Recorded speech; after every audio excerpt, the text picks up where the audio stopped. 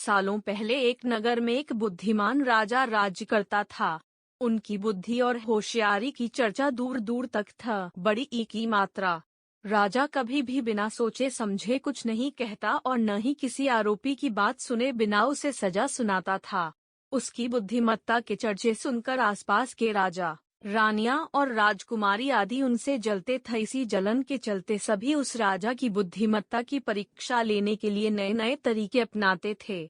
हर बार राजा दूसरे राज्य के शासकों द्वारा ली गई परीक्षा में खरा उतरकर खुद को होशियार और योग्य राजा साबित करता था। एक दिन राजा की परीक्षा लेने के लिए एक राजकुमारी आई। उसके हाथों में 2 फूलों की माला थी। दोनों माला में से एक असली फूल से बनी थी और दूसरी नकली से।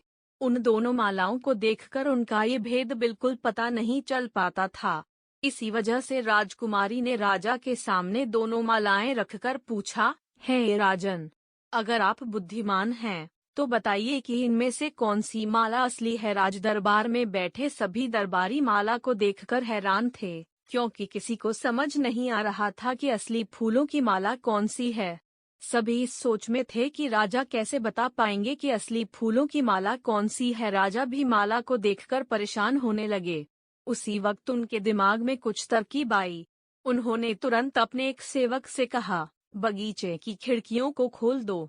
सेवक ने बगीचे की खिड़की को जैसे ही खोला तो राजा ने देखा कि फूल में बैठी मधुमक्खियां खिड़कियों से राज दरबार में आ रही है।